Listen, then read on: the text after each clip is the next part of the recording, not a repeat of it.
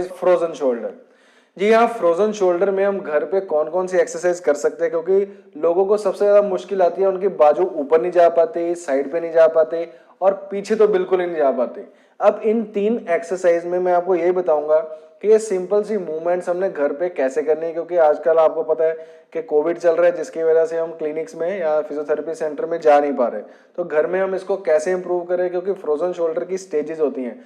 Frozen shoulder की काफी मैंने वीडियोस बनाई हुई हैं, उसका मैं लिंक्स आपको डिस्क्रिप्शन में दे दूंगा, वहां जाके आप देख सकते हैं। पर एक्सरसाइज शुरू करने से पहले ये जरूर देख लेना है कि हमारा जो एक्यूट फेज है, सोजिश वाला या इन्फ्लामेटरी जो फेज है, वो जा चुका हो। उससे ये पता लगता है कि जब पेशेंट को नाइट पेन नहीं हो रहा, उसकी सिर्फ मूवमेंट स्टिफ हो रही है, पेनफुल तो थोड़ी सी होती है, पर जो रात वाला पेन है वो खत्म हो चुका है, उसके बाद वो ये तीनों एक्सरसाइज कर सकता है। अब सिंपल सी 3 टॉवल एक्सरसाइज, टॉवल के साथ हमने ये एक्सरसाइज कर लेनी है और वो बड़ा इजीली ये पेशेंट को ठीक कर देगा, उसकी रेंज को इंप्रूव कर देगा। तो हमने घर पे ये एक्सरसाइज करनी है, तो इस वीडियो को लास्ट तक जरूर देखिए। तो चलिए चलते हैं अपनी फर्स्ट एक्सरसाइज की तरफ, जो कि हमारी फ्लेक्शन। इस रेंज को हम कहते हैं फ्लेक्शन रेंज। अब पेशेंट की ये रेंज यहाँ तक जाती है, तो हमने क्या करना है, ये टॉवल जो है उसको लेके इस तरह से वॉल के साथ लगा लेना है। इसमें ये ध्यान रखना है कि जो हमारा एल्बो है वो सीधा रहे, क्योंकि अगर एल्बो फोल्ड रहेगा तो पेशेंट क्या करेगा, इस तरह से एल्बो की मूवमेंट होती रहती है, शोल्डर की प्रॉपर मूवमेंट नहीं होती। तो हमने क्या करना है, इस तरह से एल्बो को स्ट्रेट रखा और वही वाला जो टांग है वो उसको आगे रखना है, जो हाथ आगे वही टांग आगे, क्योंकि इसका मैं यूज बताऊंगा क्या करना है। तो इस तरह से पेशेंट ने रिलैक्स होके यहां से शुरू करना है, यहां से कर ले बिल्कुल 90 डिग्री से। उसके बाद उसने क्या करना है, धीरे धीरे इसको ऊपर लेके जाते जाना है इस तरह से। और जब उसको लगेगा कि और ऊपर जा सकता है, रेंज इसकी और इंक्रीज हो सकती है, तो इसके बिल्कुल नीचे आ जाए इस तरह से। अपने इस राइट नी को फोल्ड करते करते इसके बिल्कुल नीचे आ जाए। तो अब देखिए ये पूरी शोल्डर की जो रेंज है ये हमारी जा रही है। अब इसमें क्या है, इसका फायदा ये है कि जो पेशेंट लेके जा रहा है वो एक्टिवली नहीं लेके जा रहा, दीवार का सहारा है, तो पैसिव मूवमेंट हो रही है, यानी कि बॉडी वेट को यूज करते हुए हम अपनी शोल्डर की रेंज इंक्रीज कर रहे हैं। तो यहां तक लाके उसने इसी तरह से नी को स्ट्रेट करते हुए पीछे आ जाना है और एल्बो स्ट्रेट रहनी चाहिए। तो इस तरह से हमने ये टॉवल एक्सरसाइज कर लेनी। इसकी रेपिटेशंस आप 10 या 20 जितनी पेशेंट इजीली बियर कर सकता है वो उसको करे। अब देखिए इसमें पेशेंट को पेन भी नहीं होगा, तो इजीली इसको कर सकते हैं।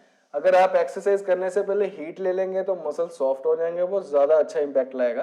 तो हीटिंग पैड कौन सा यूज करना है वो भी मैंने वीडियो बनाया हुआ है, उसको भी आपको लिंक डिस्क्रिप्शन में मिल जाएगा। अब एक पेशेंट क्या करता है, वॉल स्लाइड्स इस तरह से करता है। अब इसमें और जो मैंने बताई है उसमें ये फर्क है कि इस तरह से होता है, पेशेंट एक तो ये एक्टिव मूवमेंट शुरू कर रहा है और उसका जो एल्बो है वो फोल्ड रहता है फिर सीधा होता है। तो ये मोस्टली एल्बो की फ्लेक्शन और एक्सटेंशन ज्यादा होती है as compared to shoulder proper movement. तो एक तो ऐसे करने में उसका जोर भी ज्यादा लगता है और शोल्डर पूरा जा भी नहीं पाता, क्योंकि ये एक्टिवली शोल्डर को और ज्यादा तंग कर रहा है, क्योंकि यहाँ पे इसको पेशेंट को काफी देर तक होल्ड करना पड़ता है, सहारा कम है दीवार का।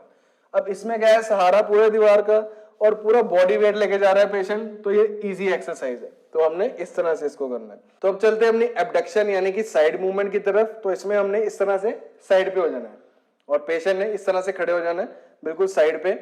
अब मैं लेफ्ट हैंड के लिए बता रहा हूं। अब इसमें क्या करना है, पेशेंट ने जो है अपनी लेग को उसी लेग को थोड़ा सा और बाहर की तरफ निकाल लेना है और उसके बाद ये फिर से 90 डिग्री, अगर 90 से नहीं शुरू कर सकते तो थोड़ा और नीचे से कर लें, पर एल्बो स्ट्रेट रहे। अब इसके बाद क्या करेगा पेशेंट, इस तरह इसको लेके जाएगा टॉल को ऊपर। अब धीरे धीरे ऊपर लाता लाता अपने आप को इधर को शिफ्ट कर देगा, वही नी फोल्ड करके। अब फिर वापस।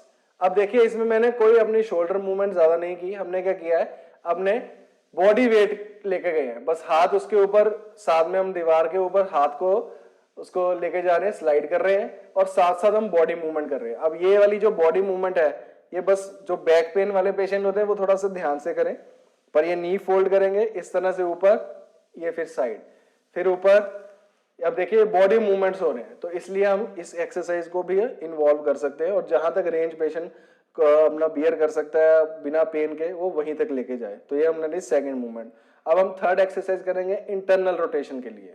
तो अब चलते हैं अपनी थर्ड एक्सरसाइज की तरफ, जो है हमारी इंटरनल रोटेशन। तो इस तरह से हमने पोल के साथ या डोर हैंडल के साथ उसको अच्छे से बैंड को हमने डाल लेना है। इस तरह से ये बैंड होगा, या आप थेरा बैंड, इलास्टिक बैंड कुछ भी यूज करते हैं, और बैंड को हमने इस तरह से पकड़ लेना है। अब इंटरनल रोटेशन में हमने देखिए अपनी बॉडी वेट, ये सारी एक्सरसाइज जो है बॉडी वेट को यूज करके कर रहे हैं, बॉडी को घुमा के शोल्डर की मूवमेंट हो रही है। हम शोल्डर की प्रॉपर मूवमेंट नहीं कर रहे इसमें। अब देखिए इस तरह से हमने बैंड को पकड़ लेना है बिल्कुल अच्छे से। अब हमने खुद ही घूम जाना है, इस तरह से पकड़ा हुआ है। अब बॉडी क्या कर रही है, इस तरह से घूम जाएगी। अब देखिए ये इंटरनल रोटेशन हो गया। अब यहां पे पहुंचने के बाद आप आपका हल्का सा अपने आप को, और अगर आपकी रेंज अलाउ कर रही है तो आप हल्का सा और इसको बेंड करके इसको खींच सकते हैं। तो इस तरह से हमने ये अब इंटरनल रोटेशन हो गया। अब देखिए कुछ नहीं किया, इस तरह से हमने हाथ को रखा हुआ है, अब हम खुद ही घूम रहे हैं इस तरह से घूमते हुए। अब ये इंटरनल रोटेशन होगी शोल्डर की। तो हम इस तरह से इंटरनल रोटेशन को भी इंप्रूव कर सकते हैं। तो अगर बैंड किसी को चाहिए तो वो भी नीचे लिखे नंबर पे जाके आप इसको ऑर्डर कर सकते हैं।